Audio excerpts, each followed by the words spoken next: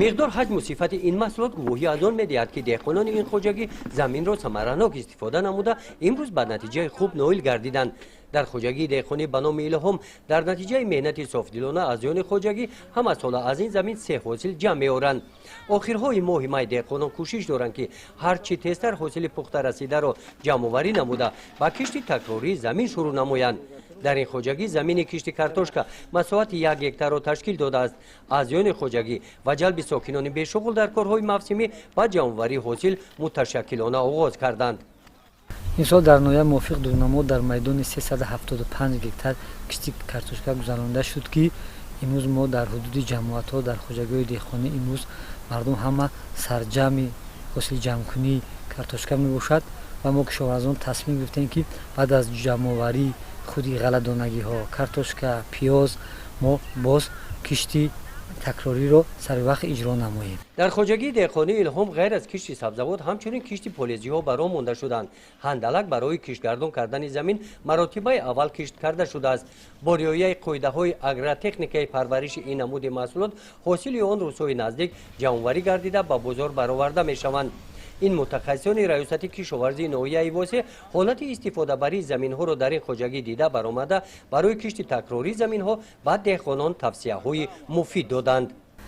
البته تمام رستنی ها از آن جمله پخته با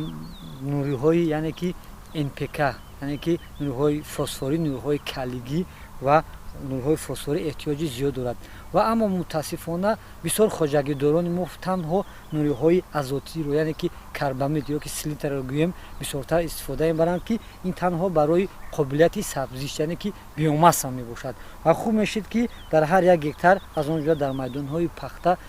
پیش از کشت با مقداری 100 یا که 150 کیلوگرم نوری های کلیگی رو استفاده برند که و نوری ها برای منفعت خودی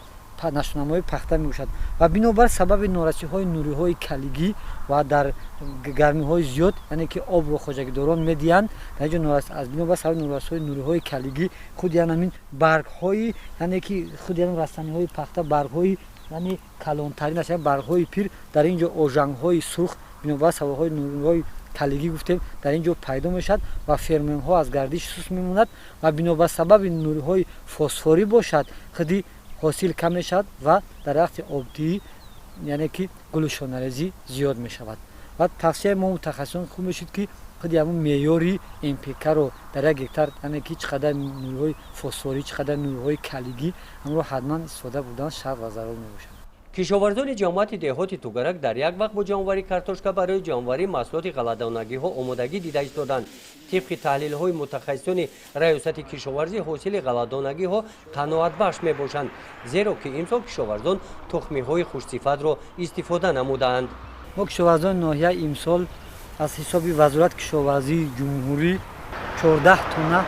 دو نوع غله‌دانگی ها مسکوچکا 56 و نوع مسکوچکا 39 با ناحیه در 36 خواجگی دهقانی این نوع تخمی رو یعنی آوردیم که برای سال آینده باز هم زیاد شدن نوع خود این تخم و این نوع وزارت کشاورزی از خود جمهوری فدراسیون روسیه واردات کرد که این نوع الیت می باشد. در حدود جماعت دهات توگرک در این موسم در دیگر خواجگی های دهقانی جمع‌آوری محصولات های کشاورزی ادامه دارند. در کوپراتیو استحصالی پرتاب بعد جمع‌آوری حاصل سبزوات بر وقتی خواجگی داران روزهای نزدیک به جمع‌آوری حاصل پیاز شروع میکنند. در این قسمت زمین ها که حاصل جمع‌آوری شده است وقت را غنیمت شمرده زمین ها را برای گذراندن کشت تکراری آماده میسازند. گزارش خواجه نظریف خدای نظر ظهوروف از ناحیه بوسه برای برنامه اطلاعاتی نوید.